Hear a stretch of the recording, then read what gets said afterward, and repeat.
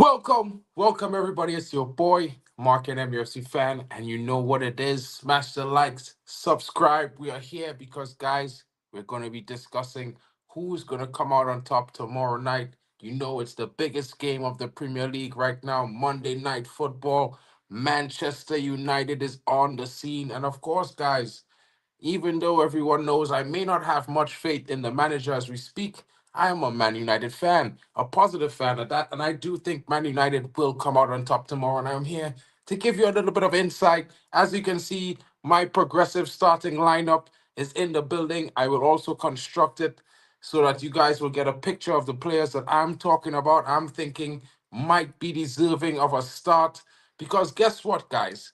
I'm looking at it slightly differently. And I'm thinking, with the fact that we have players missing, there might yet be an opportunity for players coming into the team to show their readiness to make it, to make that, give the manager a headache for starting positions after AFCON. Everyone knows that Brian and Bruno is gone. There's no Brian and Bruno. There's no Ahmad. There's no Nusa Mazarawi. So, guys, what are we doing? How are we going to make up for these things? And of course, this is the options that we have available to us. There's Joshua Zirkzee. There's the likes of Dorgu, and in an option and position that you guys may not have expected him to be in, because I will be playing him on the right back. Of course, my brethren, and he was not here right now, but maybe he will come in later. Bali Tech has always been saying he thinks that Dorgu is more confident off the right hand side and might present a better performance. So, guys, for me, I'm thinking it's certainly going to be interesting to see what the manager does. Of course, I would expect Bruno to come into the 10 position where Mbumo was. And of course, let Mason Mount fill the role of Bruno Fernandes next to Casemiro. We know Mount has an engine and definitely can swap with Bruno or Cunha if need be. Dallo should be remaining at the left wing back, in my honest opinion, because he's been performing really well there in the last two games. I don't think anyone could be complaining about Dallas' performance in the last two games. So let's get a third game on that same level of performance and let's see how it goes. Of course, we will be discussing the big threats, and of course, you know the threats at Bournemouth. They are live and in charge, and of course, interesting talents. But we also have some threats ourselves, guys. Semenyo will present an interesting threat for Manchester United as he will be definitely trying to get himself back on a consistent score sheet and getting goals in in the game. And I'm looking forward to see what will be happening because, of course, we have Bruno is in form. He currently leads the league in every metric for a midfielder in terms of goals, assists, progressive passes, big chances created. Of course, the list goes on. And of course, Matthias Cunha, will he start scoring? He was very influential in the last game. Of course, he didn't put a goal past Wolves, but he certainly set up Bruno Fernandes and should have had a goal on multiple occasions, in my honest opinion. I don't know what you guys are thinking about in the chat, but certainly smash the like, subscribe if you're new, and let me know in the comments what you're thinking. Who is going to be key for Manchester United? Who is the key player for Bournemouth? Which one of the Bournemouth players will be certainly that player to be watching out for? And of course, we have Semenyo there. There's also Clivert, but he hasn't played much games this season. So let's see how it goes. It's going to be an interesting matchup tomorrow night. Does United have the Old Trafford factor? Will the home fans help United dictate the tempo more than Bournemouth, who will certainly be enjoying from historic performances against Manchester United in the last two seasons? Of course, last season they beat us twice. It will be interesting to see what happens. Of course, United have a score to settle, guys. So I don't expect any of the players to be short coming up short in that game tomorrow. But let's hear your opinions, guys, in the chat as we explore this. Of course, I will be playing the manager's press conference shortly to hear what the manager's thoughts are. We know he was speaking before ahead of the game. And of course, I know you guys would like to know what he was saying, and we would like to hear what his thoughts are because he is going to choose who he wants. And of course, it will be very interesting to see who the manager selects.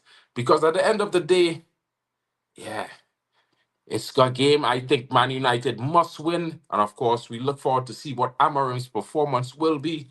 And of course, this is part one, guys. Let's get it out of the way. Let's hear what the manager has to say because we all want to know, guys. You know what I'm saying? So let's hear what the manager has to say in his press conference. Let's see what's happening there. And guys, of course, let me know your thoughts.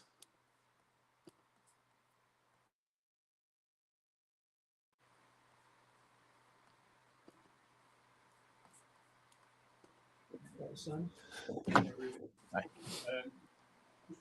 About the team news, Benjamin Sesko, is he available? About Matthias de Ligt and Harry Maguire? Maguire is out. De Ligt is out. Then we have to see. We have to see if he's available. He had some poisoning. So, but we'll see. Let's wait. We have 2 trainings still, but the other 2 are out. Benjamin, I will assess. The other players absent, and also we're thinking about the Africa Cup of Nations. Are those 3? We are still in conversation with the national teams. The game is just Monday. They are here. Here they are training, and we are trying to prepare all the scenarios to prepare the game. Is that frustrating, not knowing if you're going to be without 3 senior players?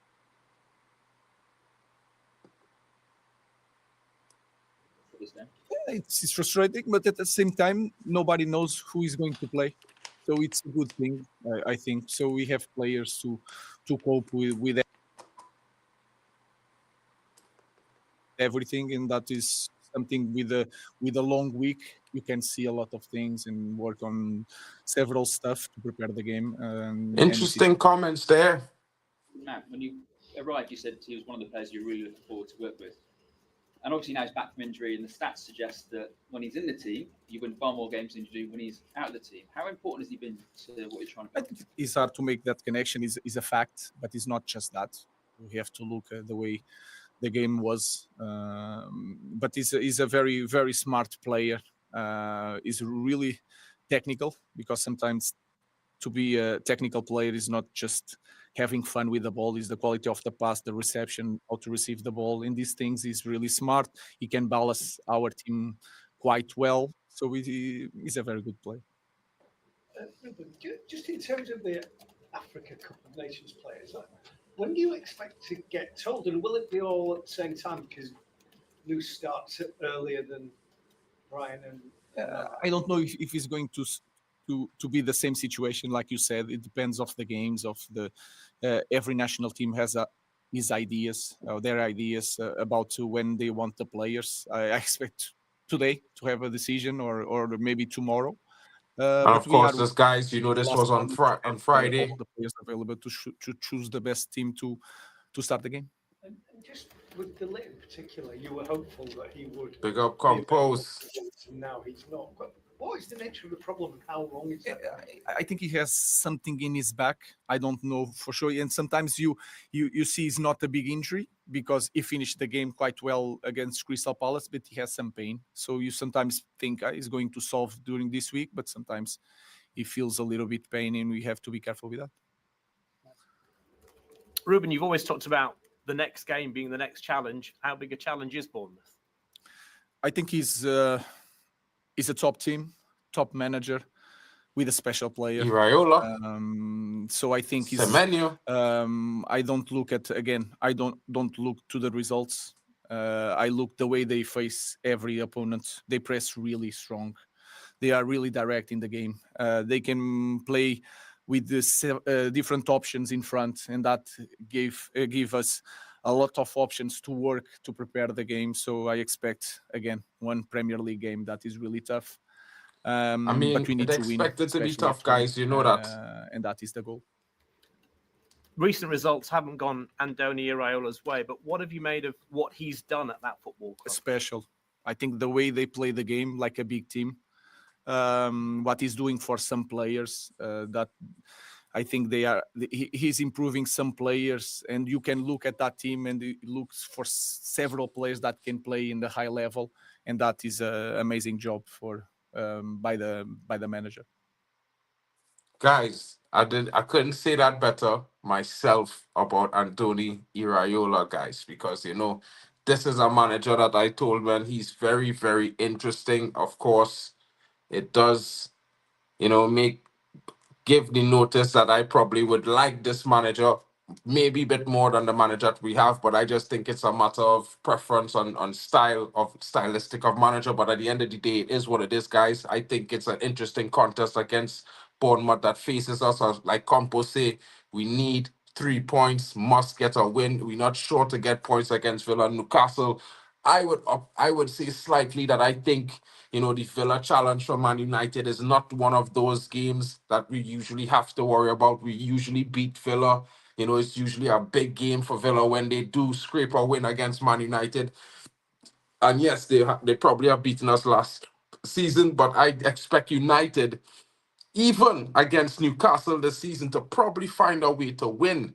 And I think it's more stylistically and the slight differences in some of the players that we have on the pitch right now. And while I may not be a fan of Cunha, against a team like Newcastle, Cunha should definitely be a difference maker with the way he is strong and carrying the ball. And guys, I'm an honest guy. I might say I don't rate the guy, but he could still prove me wrong. I'll say I got it wrong. I got it wrong with Ahmad. Of course, we've seen Ahmad flourishing, and of course, the performances are always improving. So at the end of the day, these players are talented stars, athletes, big signings, and of course, big players in Manchester United, which is a big team. So of course, we expect you have to put these players to the test. These players have to give and show that they deserve these performances. You know what I mean? Semenyo hurt his ankle the other week. We should give him a little kick early on, says Compost. Well, I mean, he's a special player, Compost, and I kind of expect Man United to make Semenyo their first signing in January alongside none other than Angelo Stiller. So I think it's going to be a little bit difficult to injure or possible new signing that's coming in January. You know what I mean? And I would say that, be rough with him.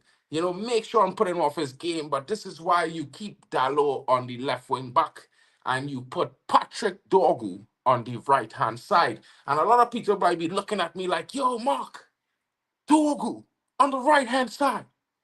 But if you know my buddy Bali Tech, he's been telling everyone, he always tells us this, Dorgu is more confident on the right-hand side. And the stats from his performances in Italy also prove him right. So I would say to you guys, let's go with what we have. Let's go with a team mostly of what we are seeing good performances from previously. Let's add, Lisandro Martinez into this team for a little bit of bite in the defense. Of course, the Ligt should be coming back into the team. Of course, if he's still injured, which is what Amarim was speaking on, maybe you just start Eden Haven. And if Maguire is ready, who he says is out, he can't join the team. So then, therefore, Luke Shaw has to start. Now, I think, maybe you put Luke Shaw on the left, Lissandro in the center, and of course, Eden Haven on the right-hand side. I think that will be an interesting centre-back situation for Manchester United, an aggressive one that is also mobile and very good on the ball. And of course, you have the height with Eden Haven and the physicality with Lisandro Martinez, and you have the composure of Luke Shaw on the left-hand side. You know what I mean?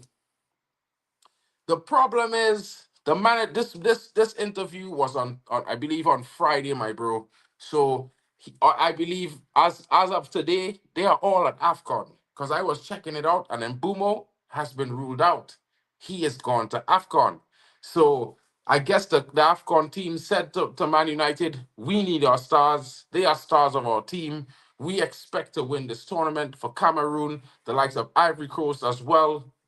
It's going to be one of those times. But United will have to do better. We do have talent. Will the manager be brave, Campos move? Will he bring in Shea Lacey? Because I could see, I think if we were to make a little slight change and push Bruno into the 10 role, you drop Mason Mount into the 8, I think our midfield is very much secure. We get a consistent performance. Of course, Cunha will have to show his worth in that midfield. Of course, he will be the 10. And of course, the chosen starter of Ruben Amorim. And you put Joshua Zirkzee at striker.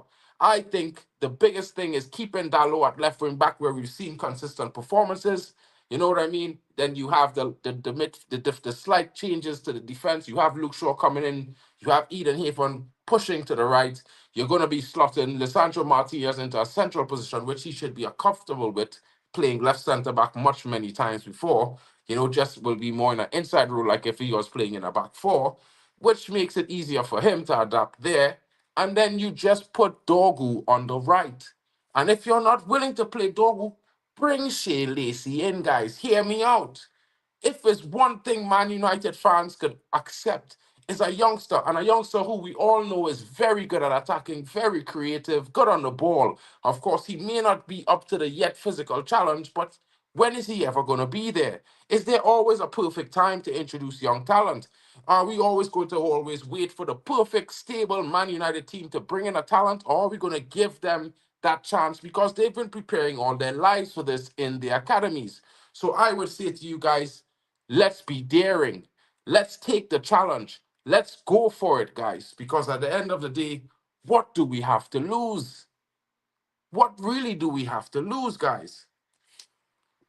Sort of, broski, sort of, broski. So we get screwed because we played on a Monday.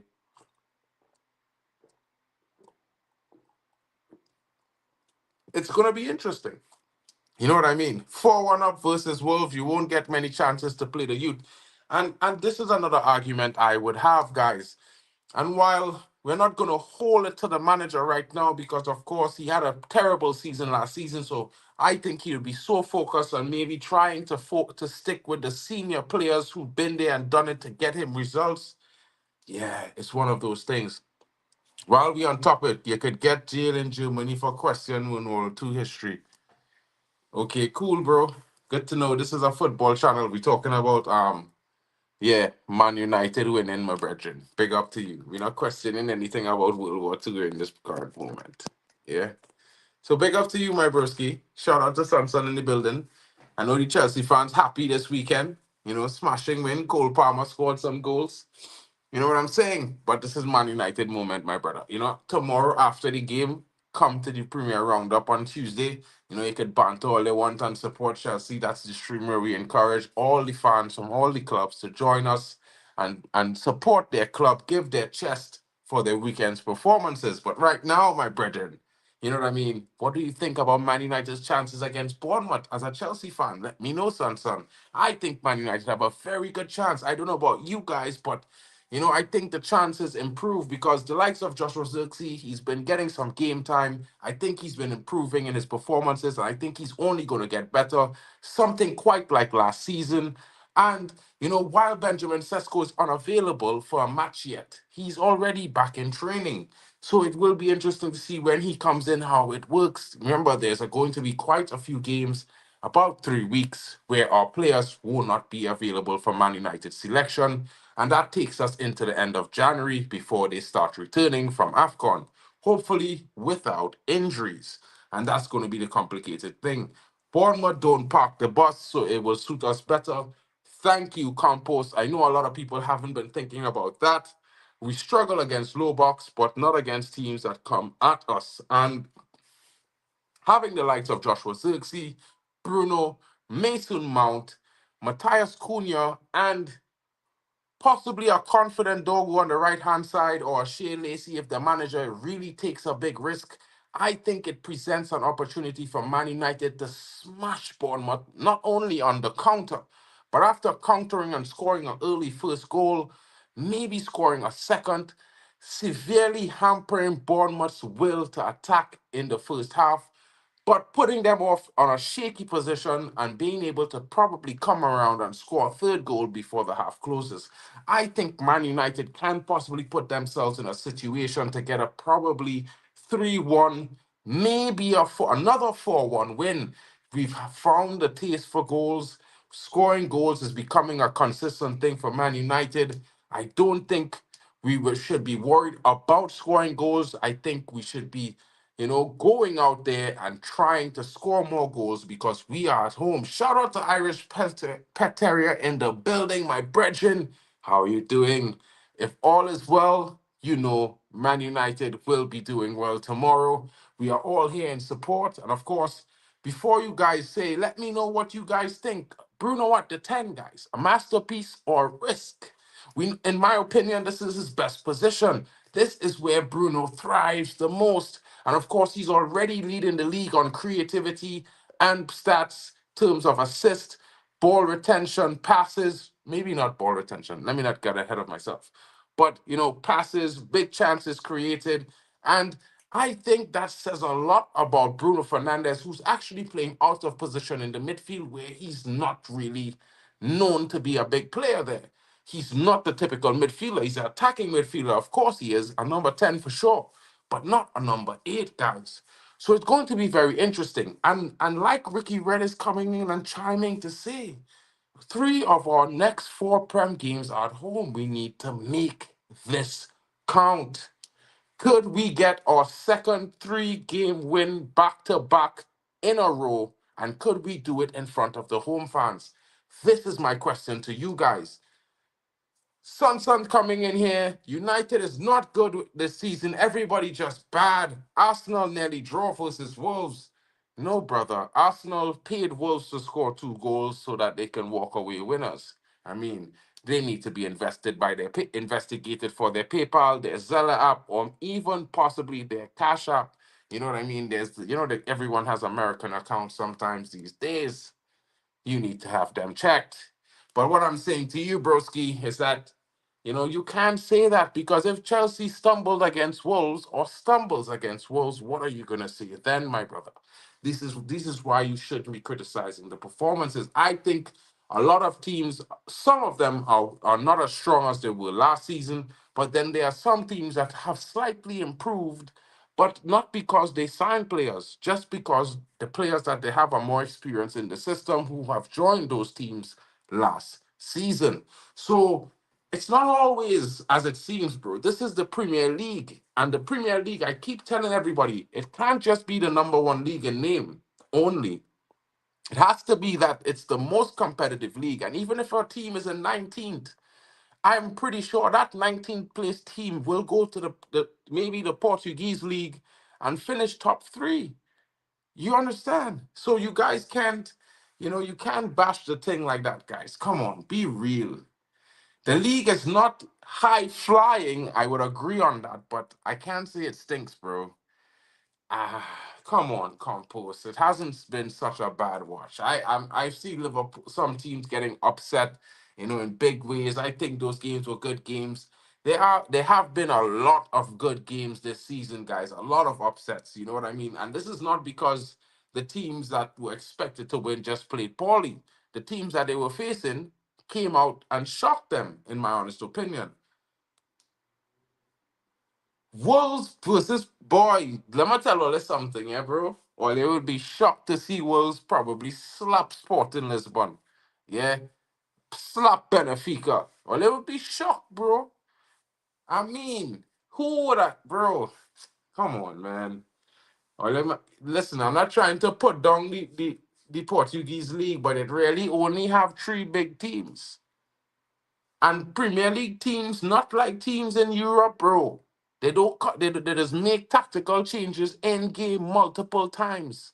You understand? The Premier League game is a more fast-paced game and more physical game than most other leagues. So technically, bro, the players playing at a slight higher level.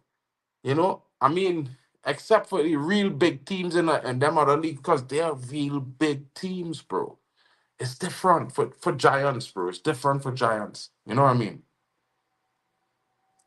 On an entertainment level, modern football isn't for me. I'm not saying the teams are bad. I'm saying it's a bad watch too often. I agree with that, but I think that's helped a lot by the poor refereeing in the Premier League. I think the referees in the Premier League are some of the worst referees in European football.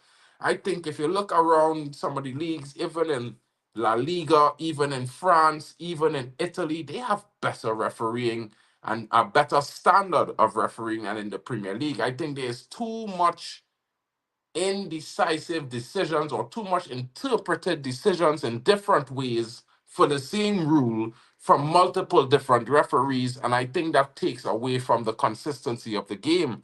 And I don't know why the PGMOL allows referees to have so widely varying different interpretations to the same rules and similar circumstances.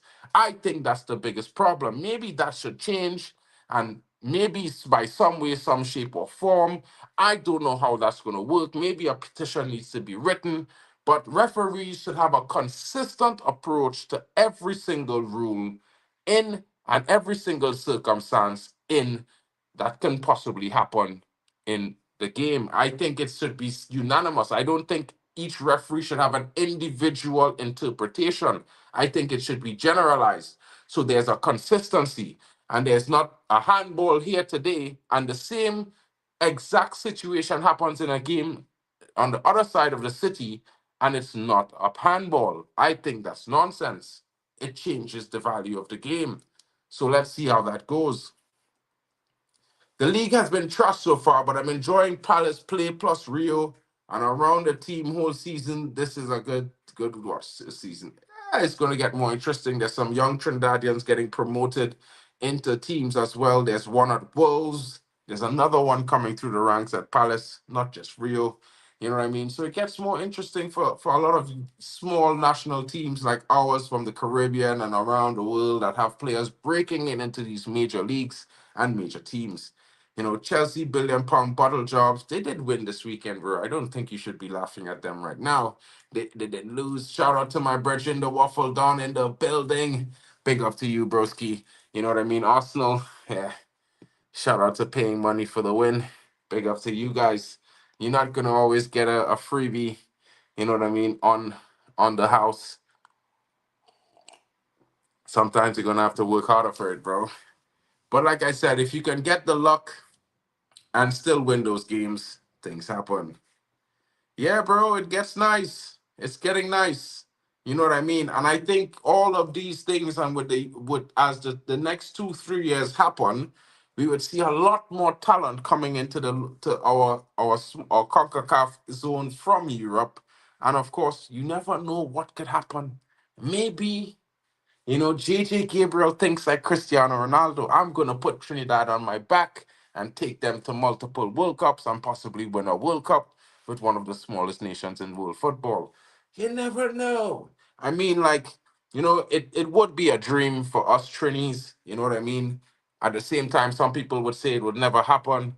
But let's be honest, guys. The guy has been so highly rated by so many big international clubs like Real Madrid, Bayern Munich, Barcelona, you name it. They're all after this kid. PSG, you know, Inter Milan, Juventus, you know, and you know what I would say is that it's good that he's playing in England because he's learning with the best and among the best and is one of the best. And of course, he's already at Manchester United, guys. So it's not like he needs exposure. You know what I mean? He just needs to, you know, take the real historic glory of carrying a small nation to the World Cup seriously. I just think it might be more interesting than winning with England. Like, there's so much talent in England, bro. If you win with Trinidad, it's a much bigger thing. You know what I mean? It goes down in the Guinness Book of Records, bro. You know what I'm saying?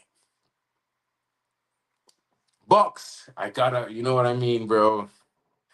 I gotta do it, bro. I gotta do it. The dude is amazing. You know what I mean? We got him. We just had to get better. Bro, I'm not saying when I will. Well, I mean, if we have, listen to me. Right now, it have a couple young talents coming out, yeah? And you never know. It mightn't be the greatest ever football team, but it might be the very best that we ever put together, you know, in terms of age and ability, coming from different backgrounds in Europe and stuff like that. And of course, some of the returning players from this campaign, the best performers. I think this Trinidad team will actually come out of our World Cup group. You know, if you add the likes of a JJ Gabriel, maybe a 28-year-old Sancho, you never know what could happen. So, you know, you have to keep the dream alive. And you have a team there now with a lot of talent in a lot of positions. And, you know what I mean? There's other players around that will probably join. You know, there could be a Levi Cole will come into Trinidad. You never know. You know what I mean? So it could see that Trinidad end up with some strong players in key positions that changed the game for Trinidad and Tobago. But I mean, at the end of the day, we talk about Manchester United right now. Boxing, Netherlands, Spain, Portugal, England have won 2 World Cups combined in like 400 years combined. And Broski, you know what I'm saying? Well, son, you never know. You never know, son. How to keep the dream alive, how to keep the faith. But anyway, guys, that's a little bit of light smiles and light air because, of course, we're in a World Cup year. And of course, AFCON is coming up. You'll be seeing some of the AFCON on this channel. Of course, a lot of African stars not going to AFCON this year, but those who are there definitely will be competing for the prizes. Shocked to see that Nigeria is not making the World Cup. That's interesting. Yeah, bro. The man can't stop scoring. Top scoring in the French league at the moment. Big guy, bro. I never say you winning, bro. Box possibly. You know what I mean? Brother, why not? If bro, listen, yeah. If all the talent who have heritage links could play for Trinidad and you could see like them in Football Manager, you probably get to a quarters. You probably get to a quarters box. Trust me. You know what I mean? If you're just based on heritage, no nothing else, it might possibly be the one. Yeah, yeah. But we's Manchester United, bro. And look, we already have the likes of JJ Gabriel, it's Shea Lacey. They might not. JJ Gabriel is definitely a generational talent. You know what I mean? Shea Lacey, he's up there. I can't quite say he's generational, but can't yet bring myself to say that he's probably not. You know what I mean? Then it have young Rooney coming up as well. It have lots of talents coming through, man. AFCON games live on ITV4 if you're in the UK. Well, I mean, you could slap one ITV4 and then come to MarkN MUFC fan channel for the bands. You know what I mean? Because we're talking about it. And guys, I supported Mali. You know what I mean? Of course, I'll also be covering Equatorial Guinea, and of course, the guys and my brethren and them, they'll be covering other teams. But you can get all the games live on my channel.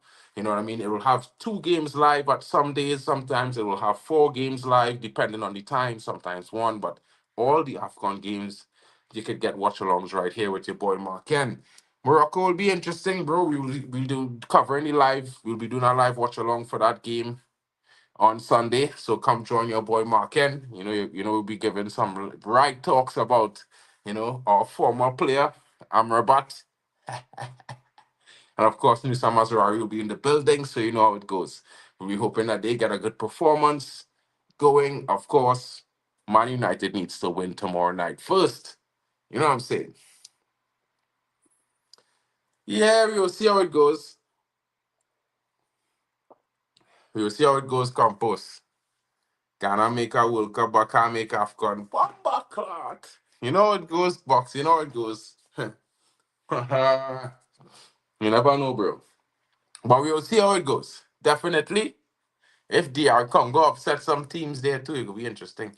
I hope Cameroon, Ivory Coast, and Morocco go out early. Well, Cameroon, I believe, in the same group with Ivory Coast, so it could be interesting. I back in Mali, you know what I mean?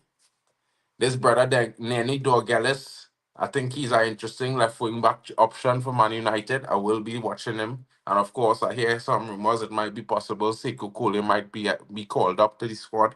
I have to double check tomorrow and see if it's actually true what's going on there. But hopefully, you never know. Fingers crossed, the young talent will be getting a chance. Let's see how it go. Morocco hosting UNDC hosting UNDC them new stadium, bro. I see some bits of it and thing, bro, because yeah, it has some things that you know what I mean. Your boy is working in events, so you know it's go. Yeah. So luckily. But we'll discuss that on another day. Big up. I can see Cameroon going out early, but not Morocco, Ivory Coast. I think Ivory Coast real strong enough, guys. And if Ahmad provide that kind of form he provide against, let me say that he have a game like he played against Liverpool. Problems. Yeah, bro. It look real nice. It looks really nice, bro. But we'll see how it goes. Yeah, we'll LinkedIn any dog Ellis, bro. But I don't know. They're afraid to go and buy the guy, bro. But he had Fenerbahce now, and Yeah, I don't know. I don't know. Yeah, but he's right. He's he's certainly a left-sided talent, bro. Channels, New Zealand, nah, bro. Bumbleclot. Anyway, guys, blessings to all of you joining. You know, have work early in the morning. Just wanted to bring this preview to you guys. Please drop your prediction in the chat or in the non-live comments. If you have the time, let me know your match predictions. Of course, what are your match predictions? Really and truly, guys, I forget to ask you all that because, you know, and who is your man of the match? Let me know. My man of the match, if they put this brother in the 10, I think Bruno will have a big performance, quite like in the last game. Maybe a hat trick, maybe a brace, but definitely a couple assists. Yeah, I think that guy needs to go back in the 10. And of course, I'm looking forward to Cunha finally getting a goal because I think he deserved a goal in the last game. It will be interesting to see his performance as well. And of course, Joshua Zirkzee, yeah, more of the same from the youngster. And I hope he starts very aggressively from minute one. Son is saying 1-1 Bournemouth versus United. Born Campos is saying 3-1 United, another tough 90 minutes though. I'm inclined to agree with you more than the Chelsea fan there. He's a hater, but still a virgin, so big up to him in the chat. And guys, let me know in the non-live section, and don't forget to please smash the likes, check your notification bell, guys. A lot of people have been telling me that YouTube hasn't been sending them notifications when I go live, so they don't think I'm streaming as consistently as I actually am. So guys, please double check that their notifications are set to all. Let me know, smash a like, and of course, share it around and subscribe. Road to 2,000 subscribers is on. Let's get there. And of course, let's go Red Devils. Big up to each and every one of you joining. Your boy MarkN, MUFC fan.